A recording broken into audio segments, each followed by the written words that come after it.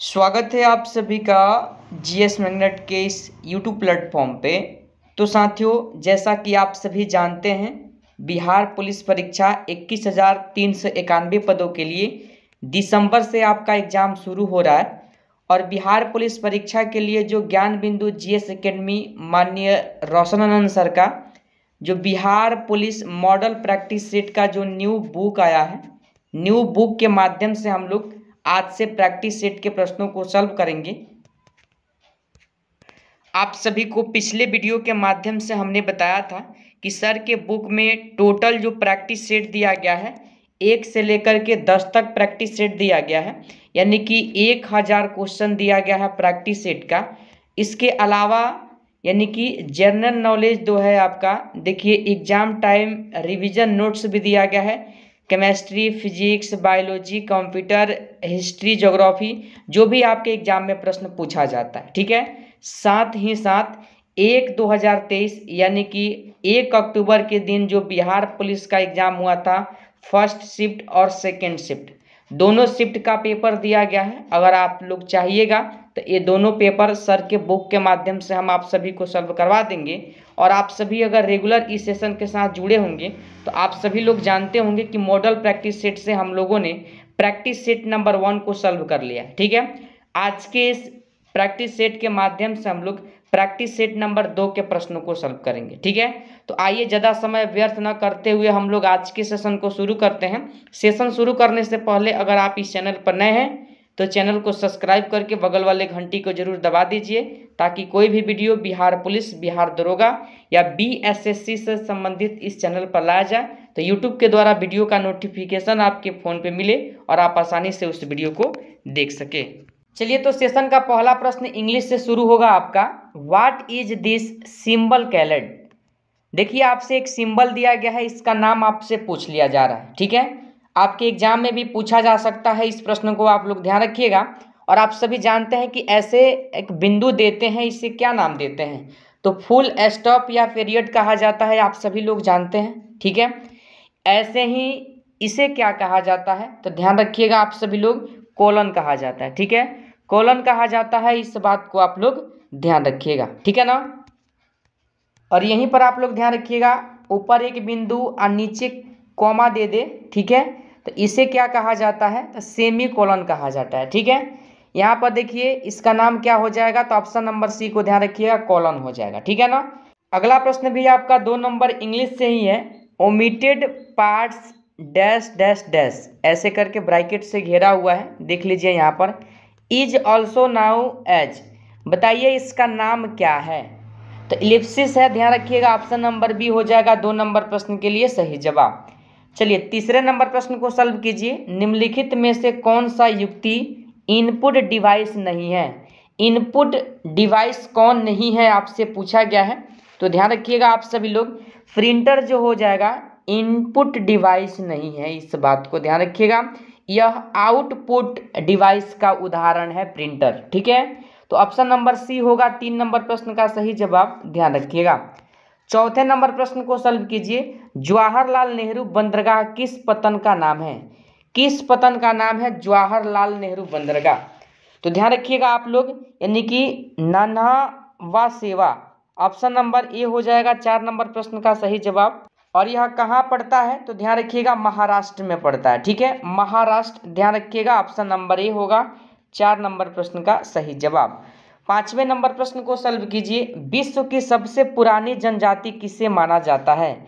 विश्व की सबसे पुरानी जनजाति का अगर बात किया जाए तो जारवा, आप लोग ध्यान रखिएगा। ऑप्शन नंबर सी होगा 5 नंबर प्रश्न का सही जवाब, ठीक है। जारवा जो है अंडमान निकोबार द्वीप समूह पर निवास करने वाली जनजाति है, इस बात को भी आप लोग ध्यान रखिएगा, ठीक है। लेकिन यहीं पर पूछा जाए भारत की दूसरी सबसे बड़ी जनजाति कौन है तो ध्यान रखिएगा गोंड है। क्या है?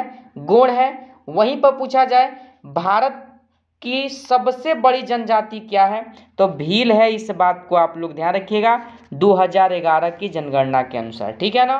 तो ऑप्शन नंबर सी को ध्यान रखिएगा, प्रश्न का सही जवाब ऑप्शन नंबर सी होगा, ठीक है। 6वें नंबर प्रश्न को सॉल्व कीजिए। भारत की विविधता का वर्णन करते हुए अनेकता में एकता का विचार किसने दिया? अनेकता में एकता का जो विचार दिए थे, ध्यान रखिएगा, option number C Jawaharlal Nehru ने दिया था। ठीक है, जवाहरलाल नेहरू का नाम आप लोग ध्यान रखिएगा।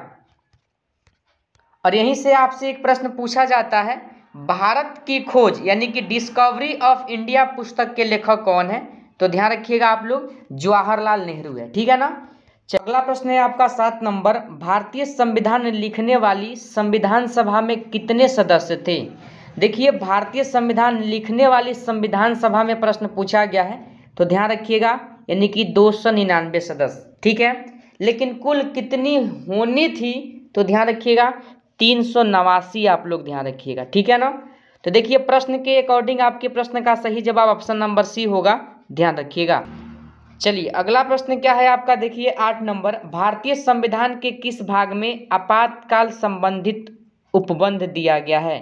देखिए, भाग से संबंधित प्रश्न पूछा गया है, तो ध्यान रखिएगा आप सभी लोग ऑप्शन नंबर डी को 18। ठीक है, अनुच्छेद अगर आपसे पूछ ले तो ध्यान रखिएगा 352 से लेकर के, ठीक है ना, यानी कि 360 तक आप लोग ध्यान रखिएगा। ठीक है, तो ऑप्शन नंबर डी हो जाएगा आपके प्रश्न का सही जवाब, ध्यान रखिएगा। यहीं पर आप लोग ध्यान रखिएगा 352 में क्या है, अनुच्छेद 352 में क्या है? तो राष्ट्रीय आपात है। ठीक है ना, यहीं पर ध्यान रखिएगा आप सभी लोग, यानी कि 356 यानी कि अनुच्छेद जो है आपका आर्टिकल जो है 356 में क्या है? तो राष्ट्रपति शासन है। और अनुच्छेद 360 में अगर आपसे पूछ ले तो ध्यान रखिएगा वित्तीय आपात है। ठीक है ना, तो ध्यान रखिएगा आपके 8 नंबर प्रश्न का सही जवाब ऑप्शन नंबर डी होगा। अगला प्रश्न है, देखिए यहाँ पर 9 नंबर, आपका 9 नंबर प्रश्न पूछा गया है। प्रश्न को पढ़ लीजिए आप सभी लोग, छोटा कर देते हैं थोड़ा सा। उपराष्ट्रपति के निर्वाचन के लिए निर्वाचक मंडल के सदस्यों के संबंध में सही कथन का चयन कीजिए।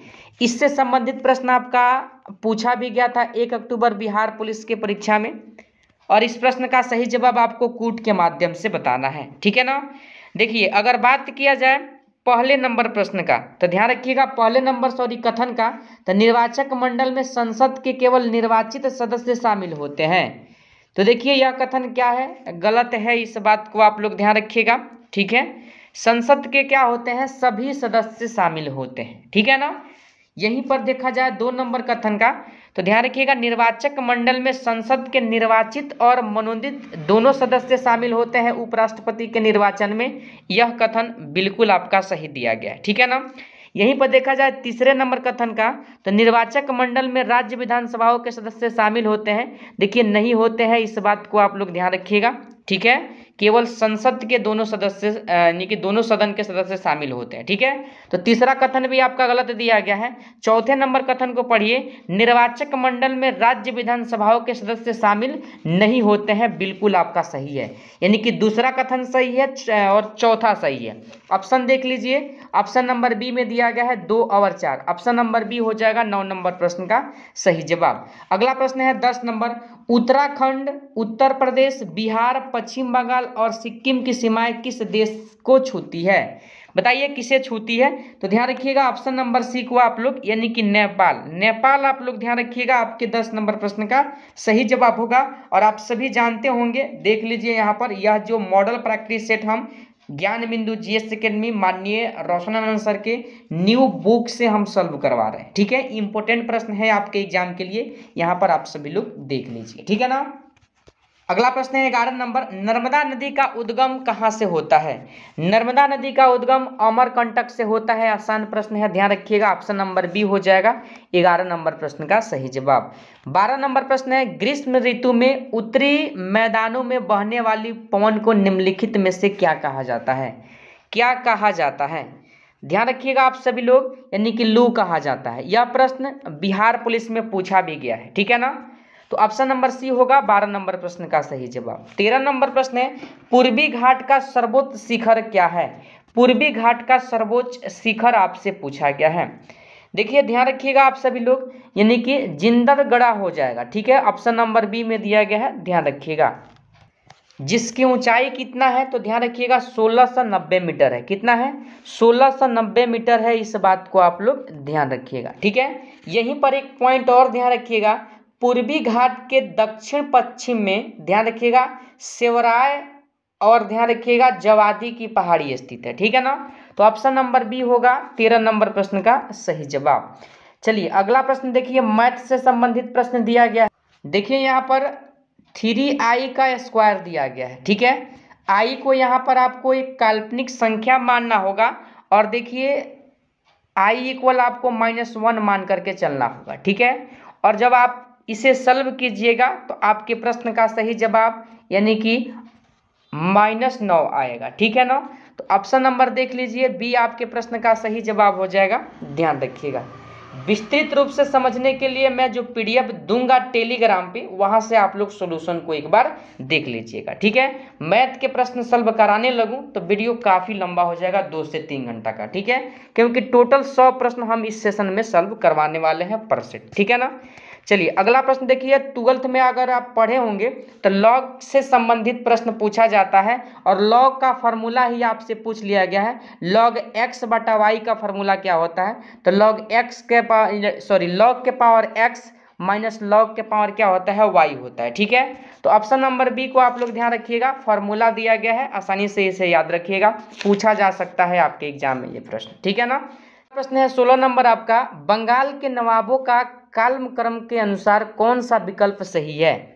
ध्यान रखिएगा आप लोग, ऐसा प्रश्न आपके एग्जाम में पूछा जाता है और यहीं पर ध्यान रखिएगा सही कालक्रम का अगर बात किया जाए तो मुर्शिद कुली खान का अगर शासनकाल देखा जाए तो 1717 से लेकर के आप लोग ध्यान रखिएगा 1727 तक, ठीक है। यहाँ पर ध्यान रखिएगा अली वर्दी खान का अगर बात किया जाए तो ध्यान रखिएगा 1740 यानी कि 1740 से लेकर के ध्यान रखिएगा आप लोग 1700 यानी कि 56 ईस्वी तक, ठीक है। सिराजुद्दौला का बात करें तो 1756 से लेकर के 1757 तक, ठीक है। और मीर जाफर का बात किया जाए तो ध्यान रखिएगा आप सभी लोग यानी कि 1757 से लेकर के 1760 और एक और इसका शासन रहा है 1763 से लेकर के 1765, ठीक है। तो आप लोग मिला लीजिए कौन सा कालक्रम सही है। तो ध्यान रखिएगा ऑप्शन नंबर सी को, पहले नंबर पर मुर्शिद कुली खां, ठीक है। और देखिए दूसरे नंबर पर कौन आएगा, अली वर्दी खां, क्योंकि 1740 से 56 तक शासन किया है। उसके बाद सिराजुद्दौला आएंगे और लास्ट में क्या आएंगे, तो मीर जाफर आएंगे। तो ऑप्शन नंबर सी में दिया गया है, ध्यान रखिएगा इंपॉर्टेंट प्रश्न है। चलिए अगला प्रश्न है 17 नंबर, निम्नलिखित में से किसके द्वारा नारा दिया गया है कि स्वतंत्रता मेरा जन्मसिद्ध अधिकार है और मैं इसे लेकर रहूंगा। इंपॉर्टेंट प्रश्न है आपके एग्जाम के लिए, ध्यान रखिएगा। और यह नारा यानी कि बाल Gangadhar Tilak, option number D होगा आपके 17 नंबर प्रश्न का सही जवाब, ठीक है। चलिए अगला प्रश्न क्या है 18 नंबर कि बक्सर का युद्ध कब हुआ था। बक्सर का युद्ध कब हुआ था, तो ध्यान रखिएगा 22 अक्टूबर, काफी बार हम बताए हुए हैं इस प्रश्न को, 22 अक्टूबर 1764 को हुआ था, ठीक है ना। तो ऑप्शन नंबर ध्यान रखिएगा डी आपके प्रश्न का सही जवाब होगा। और यह जो युद्ध हुआ था अंग्रेजों और मीर कासिम, अवध के नवाब शुजाउद्दौला एवं मुगल जो सम्राट शाह आलम द्वितीय थे, ये तीनों की संयुक्त सेना लड़ रही थी, लेकिन इस युद्ध में अंग्रेजों की जीत हुई थी, इस बात को ध्यान रखिएगा। ऑप्शन नंबर डी आपके प्रश्न का सही जवाब होगा। अगला प्रश्न है 19 नंबर, औद्योगिकरण एवं मशीनों को खरीद पर किया जाने वाला व्यय है। देखिए प्रश्न है औद्योगिकरण एवं मशीनों की खरीद पर किए जाने वाले व्यय को क्या कहते हैं, तो पूंजीगत व्यय कहा जाता है, ऑप्शन नंबर बी को ध्यान रखिएगा। 20 नंबर प्रश्न है, निम्न में से कौन मुद्रास्फीति से सर्वाधिक लाभ पाता है। बिहार पुलिस में यह प्रश्न पूछा भी गया है, ऋणी व्यक्ति को अधिक लाभ होता है, ऑप्शन नंबर बी होगा 20 नंबर प्रश्न का सही जवाब। प्रश्न है 21 number, change the sentence into passive voice and choose the correct option. Go through the letter यानी कि बाद में जाओ, ठीक है। और इसका पैसिव वॉइस आप सभी को बताना है। तो ध्यान रखिएगा आप लोग 21 नंबर प्रश्न के लिए सही जवाब क्या होगा आपका, तो ऑप्शन नंबर आप लोग सी को ध्यान रखिएगा, ठीक है। सी हो जाएगा आपके प्रश्न का सही जवाब, ठीक है। You are told to go through the letter, ठीक है ना। ऑप्शन नंबर सी हो जाएगा आपके 21 नंबर प्रश्न का सही जवाब। अगला प्रश्न है देखिए 22 number, the noun of avoid is, बताइए इस प्रश्न का सही जवाब क्या होगा। ध्यान रखिएगा आप लोग, ऑप्शन नंबर बी एवॉइडेंस हो जाएगा, ठीक है ना। चलिए अगला प्रश्न है आपका 23 नंबर, राष्ट्रीय आय क्या है। राष्ट्रीय आय क्या है आपसे प्रश्न पूछा गया है, तो ध्यान रखिएगा यह एक वर्ष में किसी देश में उत्पादित सभी वस्तुओं तथा सेवाओं का धन मूल्य होता है। ठीक है ना। ऑप्शन नंबर ए होगा 23 नंबर प्रश्न का सही जवाब। चलिए अगले प्रश्न नंबर 24 को आप लोग सॉल्व कीजिए। भारत की पहली जल स्रोतों की गणना के अनुसार किस राज्य में झीलों की संख्या सर्वाधिक है? किस राज्य में झीलों की संख्या सर्वाधिक है? ध्यान रखिएगा आप सभी लोग, तमिलनाडु आपके प्रश्न का सही जवाब हो जाएगा, ध्यान रखिएगा। ठीक है, ऑप्शन नंबर ए में दिया गया है। चलिए अगला प्रश्न है 25 नंबर। हाल ही में जारी नीति आयोग के स्वास्थ्य सूचकांक रिपोर्ट में बड़े राज्यों में किस राज्यों का स्थान अंतिम है? बताइए किस राज्य का स्थान जो है अंतिम है? तो ध्यान रखिएगा आप सभी लोग, यानी कि ऑप्शन नंबर डी बिहार आपके प्रश्न का सही जवाब होगा। इंपॉर्टेंट प्रश्न है आपके एग्जाम के लिए। ठीक है, 26 नंबर प्रश्न है। हाल ही में आयोजित महिला विश्व मुक्केबाजी चैंपियनशिप 2023 में कुल कितने स्वर्ण पदक जीता? कुल कितने स्वर्ण पदक जीता? ठीक है, बताइए। देखिए अगर बात किया जाए 26 नंबर प्रश्न के लिए सही जवाब का, तो ध्यान रखिएगा 4 स्वर्ण पदक। ठीक है, 4 स्वर्ण पदक आप लोग इस बात को ध्यान रखिएगा, जिसमें से अगर स्वर्ण पदक विजेता का नाम अगर आपसे पूछा जाए तो नीतू घंघास का नाम आप लोग ध्यान रखिएगा, निकहत जरीन का नाम आप लोग ध्यान रखिएगा। ठीक है ना, लवलीना बोरगोहेन का नाम ध्यान रखिएगा, स्वीटी बुरा का नाम ध्यान रखिएगा। ठीक है, ये 4 लोगों के द्वारा 4 स्वर्ण पदक जीता गया। ठीक है, ऑप्शन नंबर सी होगा 26 नंबर प्रश्न का सही जवाब। 27 नंबर प्रश्न को सॉल्व कीजिए। निम्न में से कौन नर जनन तंत्र नहीं है? नर जनन तंत्र कौन सा नहीं है? तो ध्यान रखिएगा आप सभी लोग, अंडवाहिनियां जो है यानी कि महिला जनन तंत्र है, बाकी वृषण और अधिवृषण क्या है? नर जनन तंत्र है। ठीक है ना, तो ऑप्शन नंबर डी होगा आपके 27 नंबर प्रश्न का सही जवाब। 28 नंबर प्रश्न है। उष्ण कटिबंधीय घास के मैदान निम्न में से किस नाम से जाने जाते हैं? बताइए किस नाम से जाने जाते हैं? तो ध्यान रखिएगा आप लोग, ऑप्शन नंबर सी को सवाना के नाम से जाने जाते हैं। ऑप्शन नंबर सी हो जाएगा 28 नंबर प्रश्न का सही जवाब। सवाना जो है ध्यान रखिएगा अफ्रीका में है। कंपोस्ट का अगर बात किया जाए तो ब्राजील आप लोग ध्यान रखिएगा। पंपास का बात किया जाए तो उरुग्वे, अर्जेंटीना और ब्राजील आप लोग ध्यान रखिएगा। प्रियरी का बात किया जाए तो ध्यान रखिएगा आप सभी लोग उत्तरी अमेरिका। ठीक है ना। चलिए अगला प्रश्न है 29 नंबर आपका। भारत के कौन से जीवमंडल निश्चय विश्व के जीवमंडल निश्चयों में शामिल नहीं है? कौन सा शामिल नहीं है? देखिए शामिल नहीं आप लोग ध्यान रखिएगा, मानस हो जाएगा। ठीक है, मानस जीवमंडल निश्चय विश्व के जीवमंडल में यानी कि शामिल नहीं है, इस बात को आप लोग ध्यान रखिएगा। ठीक है, देश में कुल 18 जीवमंडल निश्चय में शामिल है, इस बात को आप लोग ध्यान रखिएगा। ठीक है ना। चलिए अगला प्रश्न है 30 नंबर। क्षोभ मंडल की औसत ऊंचाई कितनी है? देखिए क्षोभ मंडल की औसत ऊंचाई का अगर बात किया जाए तो ध्यान रखिएगा आप सभी लोग 13 किलोमीटर। कितना है? 13 किलोमीटर आप लोग ध्यान रखिएगा। कोई भी ऑप्शन में नहीं दिया गया है, ऑप्शन नंबर डी आपके प्रश्न का सही जवाब होगा। ठीक है ना। चलिए अगला प्रश्न है आपका 31 नंबर। मैं नीर भरी दुख की बदली काव्य पंक्ति किस कवित्री की है? ध्यान रखिएगा पूछा जाता है कवित्री का शुद्ध रूप कैसे लिखा जाएगा, तो आप लोग यहाँ पर देख लीजिए। ठीक है ना। चलिए 31 नंबर प्रश्न का सही जवाब बताइए। तो ध्यान रखिएगा महादेवी वर्मा की यह कृति है। ठीक है, ऑप्शन नंबर ए होगा 31 नंबर प्रश्न का सही जवाब। अगला प्रश्न है 32 नंबर आपका, देख लीजिए। किसे नई कविता का कवि नहीं कहा जा सकता है? बताइए किसे नहीं कहा जा सकता है? तो ध्यान रखिएगा नागार्जुन। नागार्जुन आपके प्रश्न का सही जवाब होगा। 33 नंबर प्रश्न है। उसकी माताजी बीमार है, वाक्य में कौन सा सर्वनाम है? कौन सा सर्वनाम है आपसे पूछा गया है। देखिए सर्वनाम हो जाएगा अन्य पुरुषवाचक सर्वनाम। ठीक है, अन्य पुरुषवाचक सर्वनाम, इस बात को आप लोग ध्यान रखिएगा। ठीक है ना। चलिए आगे बढ़ते हैं। अगर सर्वनाम का भेद पूछ ले आप लोग तो ध्यान रखिएगा आपसे पूछा जाए तो 6 होता है। पुरुषवाचक सर्वनाम, निश्चयवाचक सर्वनाम, अनिश्चयवाचक, संबंधवाचक, प्रश्नवाचक और निजवाचक। ठीक है ना। चलिए अगला प्रश्न क्या है आपका 34 नंबर। देखिए यहाँ पर पशुओं की हड्डियों तथा दांतों में मुख्यतः रासायनिक पदार्थ क्या होता है? देखिए रासायनिक जो पदार्थ होता है, ध्यान रखिएगा आप लोग, कैल्शियम फॉस्फेट होता है। ऑप्शन नंबर सी आपके प्रश्न का सही जवाब होगा।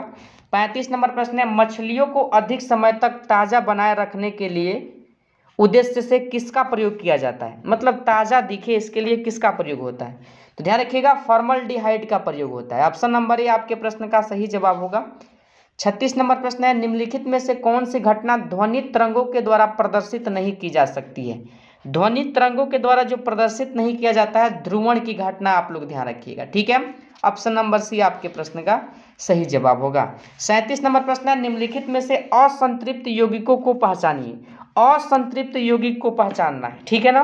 देखिए असंतृप्त यौगिक का अगर बात किया जाए तो ध्यान रखिएगा आप सभी लोग, यानी कि आपका जो हो जाएगा, यानी कि 37 नंबर प्रश्न का जो सही जवाब होगा प्रोपीन तथा प्रोपाइन हो जाएगा, ठीक है ना।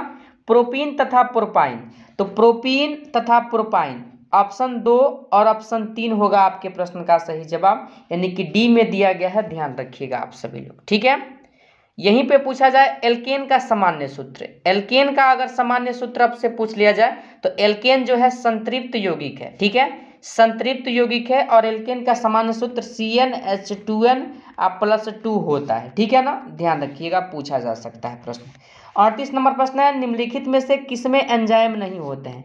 एंजाइम किसमें नहीं होते हैं, तो देखिए एंजाइम नहीं होते हैं तो ध्यान रखिएगा विषाणु में नहीं होता, यानी कि वायरस में नहीं होता, ठीक है ना। चलिए 39 नंबर प्रश्न है, अपने आप यह काम सीख लूंगा वाक्य में निश्चयवाचक सर्वनाम आपको बताना है। तो निश्चयवाचक जो सर्वनाम हो जाएगा, ध्यान रखिएगा, यानी कि ऑप्शन नंबर बी को आप लोग ध्यान रखिएगा, 39 नंबर प्रश्न का आपका सही जवाब होगा, ठीक है ना। चलिए 40 नंबर प्रश्न को सॉल्व कीजिए। कर्म के आधार पर क्रिया के कितने भेद होते हैं। देखिए कर्म के आधार पर क्रिया के ध्यान रखिएगा 2 भेद होता है, सकर्मक क्रिया और अकर्मक क्रिया। राम आम खाता है सकर्मक क्रिया का उदाहरण हो जाएगा, रोहित रोता है क्या हो जाएगा, यानी कि अकर्मक क्रिया का उदाहरण हो जाएगा, ठीक है। तो 2 भेद होता है, ध्यान रखिएगा ऑप्शन नंबर ए को, ठीक है ना। चलिए 41 नंबर प्रश्न है, सदा एक सा रहना भावार्थ के लिए उपयुक्त लोकोक्ति है, बताइए क्या है। ऑप्शन बढ़िया से पढ़िएगा तब आंसर लगाइएगा, ठीक है ना। चलिए अगला प्रश्न का जो 41 नंबर है, इस प्रश्न का सही जवाब जो लोग भी ऑप्शन बी बता रहे हैं, डाक के यानी कि ढाक के 3 पात, ठीक है। ऑप्शन नंबर बी आपके प्रश्न का सही जवाब होगा। 42 नंबर प्रश्न है, प्रथम भारतीय नाभिकीय रिएक्टर अप्सरा में किस ईंधन का प्रयोग किया गया था। अप्सरा में किस ईंधन का प्रयोग किया गया था, तो ध्यान रखिएगा, यानी कि संवर्धित यूरेनियम का प्रयोग किया गया था। ऑप्शन नंबर सी आपके प्रश्न का सही जवाब होगा, इस बात को आप लोग ध्यान रखिएगा, ठीक है ना। चलिए अगला प्रश्न क्या है, देखिए 43 नंबर, सूची 1 को सूची 2 के साथ सुमिलित कीजिए तथा सूचियों के नीचे दिए गए कूट का प्रयोग करते हुए सही उत्तर का चयन कीजिए, ठीक है। देखिए कूट के माध्यम से आंसर बताना है, और ध्यान रखिएगा आप सभी लोग, यानी कि भंजन, भंजन किससे संबंधित हो जाएगा, तो ध्यान रखिएगा, यानी कि पेट्रोलियम, औद्योगिकरण प्रक्रम है और संबंधित उद्योग, तो भंजन जो हो जाएगा पेट्रोलियम उद्योग से संबंधित हो जाएगा, ठीक है ना। यहीं पर ध्यान रखिएगा, प्रगलन का बात करें तो ताम्र से संबंधित हो जाएगा, ठीक है ना। और ध्यान रखिएगा, यानी कि हाइड्रोजनीकरण का अगर बात किया जाए तो खाद वसा अम्ल, आप लोग ध्यान रखिएगा, यानी कि सी का 4, ठीक है। बाकी बल्कनीकरण हो गया तो रबड़ से संबंधित पूछा जाता है आपसे प्रश्न, बल्कनीकरण, ठीक है। तो ध्यान रखिएगा, ऐसे मिलान आपका सही होगा, और आप लोग देख लीजिए ए का आपका क्या हो जाएगा, तो ए का 2 हो जाएगा, बी का आपका 3 हो जाएगा, सी का 4 हो जाएगा, और डी का 1 हो जाएगा। ऑप्शन आप लोग देख लीजिए, ऑप्शन नंबर सी में दिया गया है, ध्यान रखिएगा, ए का 2, बी का 3, सी का 4 और डी का 1, ठीक है, ध्यान रखिएगा, इंपॉर्टेंट प्रश्न है। अगला प्रश्न है 44 नंबर, हृदय स्पंद को नियंत्रित करने के लिए आवश्यक खनिज कौन सा है। आवश्यक खनिज आपसे पूछा गया है, ध्यान रखिएगा, पोटेशियम आपके प्रश्न का सही जवाब होगा, ठीक है ना। 45 नंबर प्रश्न है, माध्यम के तापमान में वृद्धि के साथ प्रकाश की गति क्या होता है, बताइए आप लोग क्या होता है। तो ध्यान रखिएगा, इस प्रश्न के लिए सही जवाब जो लोग भी बता रहे हैं ऑप्शन सी वैसा ही रहता है, बिल्कुल आपका सही जवाब है। चलिए 46 नंबर प्रश्न को सॉल्व कीजिए। यूकैरियोटिक सेल में प्लाज्मा झिल्ली किससे बनी होती है। तो ध्यान रखिएगा, प्लाज्मा जो झिल्ली बनी होती है यानी कि फॉस्फोलिपिड प्रोटीन की बनी होती है। ऑप्शन नंबर सी आपके 46 नंबर प्रश्न का सही जवाब होगा। 47 नंबर प्रश्न है, सभी अम्लों से प्रतिक्रिया कर कौन सी गैस निकालते हैं? यानी कि धातु सभी अम्ल से प्रतिक्रिया करके हाइड्रोजन गैस निकालते हैं। ऑप्शन नंबर सी होगा 47 नंबर, सॉरी ए होगा 47 नंबर प्रश्न का सही जवाब। ठीक है। 48 नंबर प्रश्न है, साइलेंट व्हील यानी कि व्हीसिल का संबंध किससे है? बताइए इसका संबंध किससे है? ध्यान रखिएगा, पाराश्रव्य तरंग से है। ऑप्शन नंबर सी 48 नंबर प्रश्न का सही जवाब होगा। अगला प्रश्न है 49 नंबर, निम्नलिखित में कौन सा आरएच कारक यानी कि एरिथ्रोब्लास्टोसिस फिटलेस रोग से संबंधित है? अंग्रेजी में यही नाम लिखा गया है। ठीक है, तो ध्यान रखिएगा आप लोग 49 के लिए जो लोग भी सही जवाब ऑप्शन नंबर डी बता रहे हैं, पिता से RH प्लस, पिता से क्या हो जाएगा RH प्लस और माता से हो जाएगा RH माइनस। ठीक है, ध्यान रखिएगा ऑप्शन नंबर डी में दिया गया है आपके प्रश्न का सही जवाब होगा। ठीक है ना। चलिए अगला प्रश्न क्या है आपका 50 नंबर देख लीजिए, मेंडलीव के आवर्त नियम के अनुसार तत्व आवर्त सारणी में किस क्रम में व्यवस्थित थे? तो देखिए तत्व व्यवस्थित थे परमाणु भार के बढ़ते क्रम में। ठीक है, ऑप्शन नंबर सी आपके प्रश्न का सही जवाब होगा। चलिए 51 नंबर प्रश्न है आपका, प्रिज्म से होकर गुजरने के बाद श्वेत प्रकाश विभिन्न रंगों में विभक्त होता है, इस घटना को क्या कहा जाता है? प्रकाश का क्या कहलाता है यह घटना? तो ध्यान रखिएगा आप लोग, यानी कि वर्ण विक्षेपण कहलाता है ऑप्शन नंबर सी को। ठीक है ना। चलिए 52 नंबर प्रश्न क्या है, देखिए यहाँ पर, पेट में भोजन को पचाने के लिए निम्नलिखित में से किसकी आवश्यकता खास होती है? खास किसकी आवश्यकता होती है? ध्यान रखिएगा एंजाइम की आवश्यकता होती है। ठीक है ना, एंजाइम आपके प्रश्न का सही जवाब होगा, ऑप्शन नंबर सी में दिया गया। ठीक है, चलिए अगला प्रश्न क्या है, देखिए यहाँ पर, यानी कि आपका 53 नंबर, शरीर के थर्मोस्टेट यानी कि ताप स्थिरांक का काम करने वाली ग्रंथि कौन सी है? तो हाइपोथैलेमस से, ध्यान रखिएगा, यानी कि 53 का सही जवाब ऑप्शन नंबर डी हो जाएगा। ठीक है ना। अगला प्रश्न है 54 नंबर, शैवाल मुख्य रूप से किसके अंतर्गत आता है? शैवाल जो आता है, देखिए ऐसा प्रश्न आपके एग्जाम में मिलेगा, शैवाल जो आता है मुख्य रूप से थैलोफाइटा के अंतर्गत आता है। ऑप्शन नंबर बी में दिया गया है, ध्यान रखिएगा इंपॉर्टेंट प्रश्न है।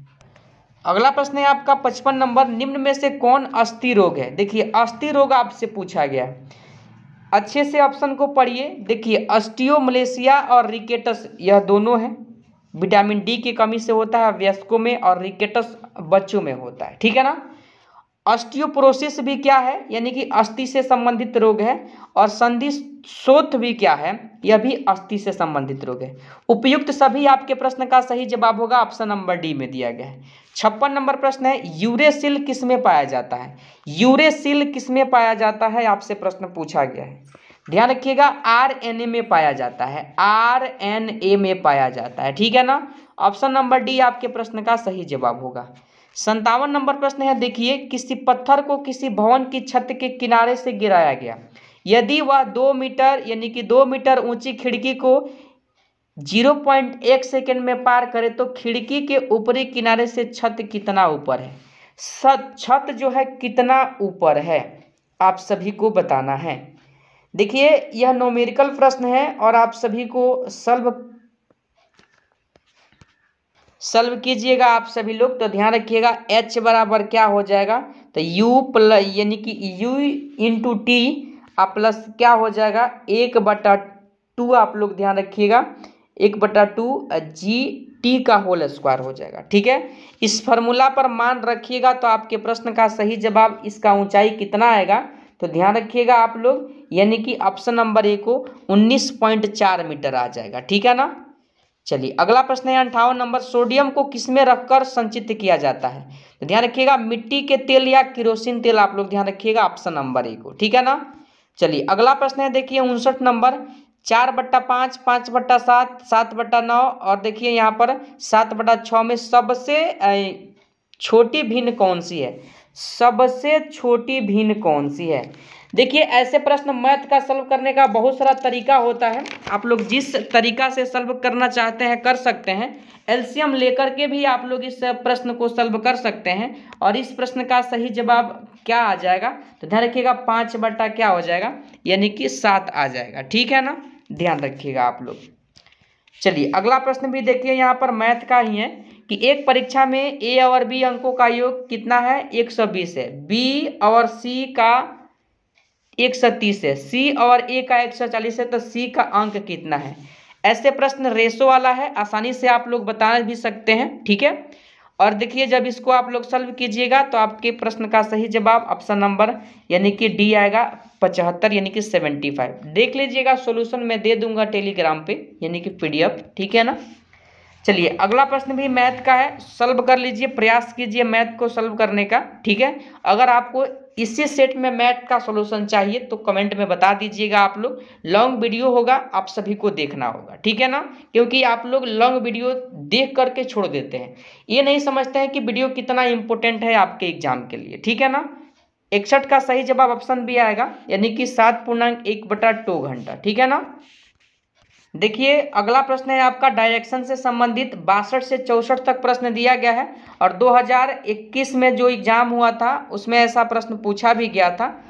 ठीक है, 2021-22 में पैसेज आपको दिया गया है, पढ़ना है और इससे पढ़ करके प्रश्न का सही जवाब बताना है। ठीक है, तो आइए आप लोग अच्छे से इस पैसेज को पढ़ लीजिए। देखिए वीडियो को स्टॉप कीजिए। ठीक है ना, और इस पैसेज को मैं छोटा कर देता हूं, अच्छे से आप लोग पढ़ लीजिए। ठीक है, वीडियो को पहले स्टॉप कीजिए और इस पैसेज को अच्छे ढंग से पहले पढ़िए, उसके बाद हम लोग प्रश्नों को सॉल्व करेंगे। ठीक है ना, उम्मीद करते हैं आप सभी लोग प्रश्न को पढ़ लिए होंगे। आइए हम लोग सॉल्व करते हैं प्रश्नों को। देखिए 62 नंबर प्रश्न है, what does she ask her mother.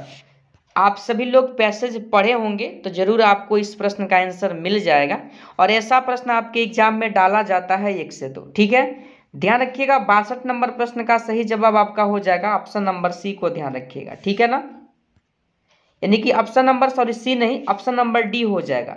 ठीक है, यानी कि the identity of A women. ठीक है ना, चलिए 63 नंबर प्रश्न का सही जवाब बताइए। पढ़िए प्रश्न को, पैसेज आप पढ़े हुए हैं और इस प्रश्न को सॉल्व कीजिएगा तो आपके प्रश्न का सही जवाब आ जाएगा ऑप्शन नंबर यानी कि B, he care more for money than for her. ठीक है ना, ध्यान रखिएगा आप सभी लोग।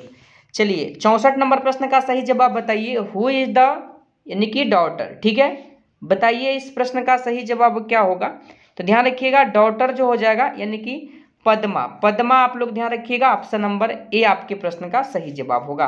65 नंबर प्रश्न है, ऑपरन किस राज्य की प्रमुख लोक कला है। ऑपरन से अगर बात किया जाए तो ध्यान रखिएगा ऑप्शन नंबर बी, बिहार आपके प्रश्न का सही जवाब होगा। ठीक है ना, महाराष्ट्र से संबंधित पूछा जाए तो रंगोली ध्यान रखिएगा, गुजरात से संबंधित पूछा जाए तो साथिया आप लोग ध्यान रखिएगा, मेहंदी और मेहंदी पूछ लिया जाए तो राजस्थान, चौक पूर्णा पूछा जाए तो उत्तर प्रदेश आप लोग ध्यान रखिएगा। ये प्रमुख क्या है, लोक कला है। ठीक है ना, 66 नंबर प्रश्न है, अलाल रखा यानी कि अलाल खा किस वाद्य यंत्र के लिए प्रसिद्ध वादक है। बढ़िया से नाम पढ़ लीजिएगा, उल्टा पुल्टा है थोड़ा सा। ठीक है ना, सामने तो है ही प्रश्न आपके, ध्यान रखिएगा तबला से संबंधित। 67 नंबर प्रश्न है, भारतीय गन्ना अनुसंधान संस्थान कहाँ है, तो कोयम्बटूर में। ठीक है, ऑप्शन नंबर कोयम्बटूर नहीं हो जाएगा, यानी कि आपका लखनऊ हो जाएगा। ठीक है ना, कोयम्बटूर में क्या है, तो ध्यान रखिए गन्ना प्रजनन संस्थान है, गन्ना प्रजनन संस्थान है कोयम्बटूर में। आप गलत मत कीजिएगा एग्जाम में। 68 नंबर प्रश्न है, विजय घाट किसका समाधि स्थल है। देखिए विजय घाट का अगर बात किया जाए तो ध्यान रखिएगा आप लोग, यानी कि Lal Bahadur Shastri, option number D आपके प्रश्न का सही जवाब होगा। ठीक है ना, ध्यान रखिएगा। महात्मा गांधी का हो जाएगा राजघाट। राजघाट किसका है, तो महात्मा गांधी का है। ठीक है ना, यहीं पर चौधरी चरण सिंह का पूछा जाए तो किसान घाट आप लोग ध्यान रखिएगा, किसान घाट। और मोरारजी देसाई काफी वह बताए हैं अभय घाट। ठीक है ना, चलिए अगला प्रश्न है 69 नंबर, पृथ्वी के ध्रुव पर नमन कोण का मान। तो देखिए पृथ्वी के ध्रुव पर नमन कोण का मान हो जाएगा आपका यानी कि 90 डिग्री हो जाएगा। ठीक है, और विषुवत रेखा पर पूछा जाए तो 0 डिग्री आप लोग ध्यान रखिएगा। ठीक है ना, चलिए 70 नंबर प्रश्न है, सौर विकिरण मापने में किस मापक यंत्र का प्रयोग किया जाता है? किस मापक यंत्र का प्रयोग किया जाता है? ध्यान रखिएगा, पाई यानी कि pi r heliometer. Option number D आपके प्रश्न का सही जवाब होगा। ध्यान रखिएगा, इंपोर्टेंट प्रश्न है, ठीक है। ध्यान रखिएगा, ओडोमीटर से क्या मापा जाता है? तो वाहन द्वारा यानी कि तय की गई दूरी को मापा जाता है, ठीक है ना। मैनोमीटर आप लोग ध्यान रखिएगा, यानी कि गैसों का दाब मापने में इसका प्रयोग किया जाता है, ठीक है ना। चलिए, और ऑडियोमीटर का बात किया जाए तो ध्यान रखिएगा, ध्वनि की तीव्रता मापने में, ठीक है। चलिए 71 नंबर प्रश्न है, कामयानी के रचयिता जयशंकर प्रसाद है, इस वाक्य में किस प्रकार की अशुद्धि है? देखिए, अशुद्धि तो आपको खुद सेलेक्ट करना होगा, ठीक है ना। इसका कोई ट्रिक है नहीं कि मैं आपको बता दूं, ठीक है ना। बस आप लोग ध्यानपूर्वक शब्द को देखिए। तो अशुद्धि जो हो जाएगा, ध्यान रखिएगा, वर्तौनी संबंधित क्या है? अशुद्धि है, इस बात को आप लोग ध्यान रखिएगा, ठीक है ना। चलिए अगला प्रश्न क्या होगा आपका, देख लीजिए।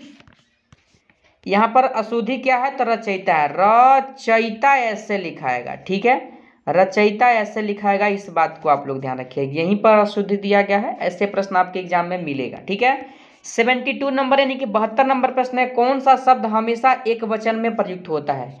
एक वचन में हमेशा जो प्रयुक्त होता है, ध्यान रखिएगा आप लोग, ऑप्शन नंबर ए, यानी कि माल आपका एक वचन में क्या होता है? प्रयुक्त होता है, ठीक है ना, ध्यान रखिएगा। चलिए अगला प्रश्न है 73 नंबर, जिसकी विशेषता बताई जाती है उसे क्या कहते हैं? जिसकी विशेषता बताई जाती है उसे विशेष से कहा जाता है, ऑप्शन नंबर बी को आप लोग ध्यान रखिएगा। 74 नंबर प्रश्न है, निम्नलिखित विकल्पों में से कौन सा एक वाक्य क्रिया विशेषण से संबंध रखता है? बताइए कौन रखता है? ध्यान रखिएगा, सीता यहाँ आ रही है, ऑप्शन नंबर ए आपके प्रश्न का सही जवाब होगा। अगला प्रश्न है 75 नंबर, किसी ऊंचाई से पृथ्वी की ओर स्वतंत्रता पूर्वक गिर रही वस्तु का समान डैश से गिरती है, मतलब किससे समान गिरता है? ध्यान रखिएगा, त्वरण क्या होता है? समान त्वरण से नीचे गिरता है, ठीक है ना, ध्यान रखिएगा, ऑप्शन नंबर बी आपके 75 नंबर प्रश्न का सही जवाब होगा। अगला प्रश्न है आपका 76 नंबर, स्वचालित वाहनों में प्रयुक्त द्रव चालित ब्रेक में किसका सीधा प्रयोग होता है? बताइए किसका होता है? तो ध्यान रखिएगा, ऑप्शन नंबर बी, पास्कल के नियम का प्रयोग होता है, ठीक है। अगला प्रश्न है 77 नंबर, 10 किग्रा एक पिंड जमीन से 10 मीटर की ऊंचाई पर है, उसकी स्थैतिज ऊर्जा आपसे पूछा गया। देखिए, अगर आपको फॉर्मूला याद होगा तो आप लोग आसानी से इस प्रश्न को सॉल्व कर सकते हैं, और आपके प्रश्न का सही जवाब जो आ जाएगा, ध्यान रखिएगा, ऑप्शन बी, यानी कि 980 जूल आ जाएगा, ठीक है ना। चलिए अगला प्रश्न है, देखिए मैथ का है, प्रश्न को पढ़िए और इसे सॉल्व करके कमेंट बॉक्स में आप सभी लोग जवाब बताइए। इसका सही जवाब ऑप्शन नंबर डी आएगा, यानी कि 1500 रुपये आएगा, ठीक है। मैथ का प्रश्न इधर दिया गया है, आप लोग देख लीजिए प्रश्न को, ठीक है। यहाँ देखिए 81 नंबर प्रश्न है, निम्न में से कौन सा हार्मोन अंडोत्सर्ग के लिए उत्तरदायी है? बताइए कौन सा हार्मोन है? ध्यान रखिए आप लोग, ऑप्शन नंबर डी, यानी कि ल्यूटिनाइजिंग हार्मोन हो जाएगा, ऑप्शन नंबर डी आपके प्रश्न का सही जवाब होगा। अगला प्रश्न है 82 नंबर, निम्नलिखित में से कौन सा यानी कि काम्पिक अथवा दोलनी गति का उदाहरण नहीं है? नहीं है, ये प्रश्न ध्यान पूर्वक आप लोग पढ़िएगा, ठीक है ना। ध्यान रखिएगा, ऑप्शन नंबर सी, घड़ी के सुई की गति जो है, यानी कि दोलनी गति का उदाहरण नहीं है, ठीक है ना, ध्यान रखिएगा आप सभी लोग। चलिए अगला प्रश्न क्या है, देखिए मैथ से आसान प्रश्न है, रेशो से संबंधित प्रश्न पूछा गया है, बता सकते हैं आप लोग रेशो, ठीक है, ऐसा है नहीं कि आप लोग नहीं बता सकते हैं। तो इस प्रश्न को जब आप लोग सॉल्व कीजिएगा तो ध्यान रखिएगा आपको कैसे सॉल्व करना है। तो a गुणे 60% कर दीजिएगा, इक्वल कितना हो जाएगा? तो ध्यान रखिएगा, b गुणे कितना 3/4, यहाँ से a और b का रेशो निकालिएगा तो कितना आ जाएगा? तो 5:4 आएगा, ऑप्शन नंबर डी, ठीक है। अगला प्रश्न देखिए, बिहार पुलिस में यह प्रश्न पूछ लिया गया है, ठीक है, प्रीवियस ईयर प्रश्न है, और ध्यान रखिएगा ऑप्शन डी आपके प्रश्न का सही जवाब होगा, ठीक है ना। चलिए 85 नंबर प्रश्न है आपका, माइटोकॉन्ड्रिया में पाया जाने वाला कौन सा प्रोटीन है जो श्वसन क्रिया को पूर्ण करने में सहायता करता है? बताइए कौन है? तो ध्यान रखिएगा, यानी कि साइटोक्रोम, साइटोक्रोम आपके प्रश्न का सही जवाब होगा, ऑप्शन नंबर बी में दिया गया, ठीक है ना। अगला प्रश्न है, देखिए यहाँ पर 86 नंबर, किसान क्रेडिट कार्ड किस वर्ष प्रारंभ किया गया? किसान क्रेडिट कार्ड, ध्यान रखिएगा 1998 में प्रारंभ किया गया। ऑप्शन नंबर ए आपके 86 नंबर प्रश्न का सही जवाब होगा। इस बात को आप लोग ध्यान रखिएगा, ठीक है। चलिए अगला प्रश्न है 87 नंबर, निम्नलिखित में कौन कौन से वित्तीय समावेशन के लक्ष्य है, बताइए कौन कौन सा है। तो ध्यान रखिएगा, वित्तीय साक्षरता को बढ़ावा देना सही है, बिना नगद प्रयोग के वित्तीय लेन देन को बढ़ावा देना यह भी सही है, यह भी शामिल है, प्रत्यक्ष निःशुल्क वित्तीय परामर्श उपलब्ध कराना यह भी सही है, तीनों शामिल है। ऑप्शन नंबर डी आपके प्रश्न का सही जवाब होगा। 88 नंबर प्रश्न है, प्लासी का युद्ध कब हुआ, तो 1757 में हुआ था। कब हुआ था, 1757 में हुआ था। इस बात को आप लोग ध्यान रखिएगा। और ध्यान रखिएगा यानी कि अंग्रेजों के सेनापति रॉबर्ट क्लाइव एवं बंगाल के जो नवाब थे सिराजुद्दौला, इन्हीं के बीच हुआ था। अंग्रेजों के इस युद्ध में जीत हुआ था, ध्यान रखिएगा आप लोग। अगला प्रश्न है देखिए यानी कि 89 नंबर, निम्न में से कौन सा राजवंश तथा शासनकाल का मिलान क्या है, गलत है। ध्यान रखिएगा गलत जो पूछा गया है, ध्यान रखिएगा लोधी वंश का 1451 से 1526 सही है। तुगलक वंश का क्या है, गलत है। तुगलक वंश का गलत है। ध्यान रखिएगा 1320 से लेकर के, ध्यान रखिएगा यानी कि 1450 नहीं 1414 आप लोग ध्यान रखिएगा, ठीक है। ऑप्शन नंबर बी आपके प्रश्न का सही जवाब हो जाएगा, ध्यान रखिएगा। 90 नंबर प्रश्न है, भारत में किस शहर को मक्का का यानी कि प्रस्थान द्वारा यानी कि कहा जाता था, बताइए किसे कहा जाता था। ध्यान रखिएगा 90 नंबर प्रश्न का सही जवाब आपका ऑप्शन नंबर सी हो जाएगा, यानी कि सूरत। सूरत आपके प्रश्न का सही जवाब होगा। अगला प्रश्न है 91 नंबर, अकबर द्वारा इबादत खाना की स्थापना कब किया गया था। अकबर के द्वारा किया गया था 1575 में, ध्यान रखिएगा, ठीक है। अगला प्रश्न है 92 नंबर, निम्नलिखित में से कौन सा ये युग्म जो है गलत है। देखिए स्थानांतरित कृषि है और देश है, ध्यान रखिएगा आप सभी लोग, यानी कि रोका जो हो जाएगा ब्राजील, लदांग जो हो जाएगा इंडोनेशिया, मिल्पा हो जाएगा मैक्सिको, रे जो हो जाएगा जापान से संबंधित नहीं है, ठीक है। रे जो है जापान से संबंधित नहीं है, इस बात को आप लोग ध्यान रखिएगा। यह वियतनाम से संबंधित है, ठीक है ना। चलिए 93 नंबर प्रश्न है, बिहार प्रांतीय किसान सभा की स्थापना कब हुई थी।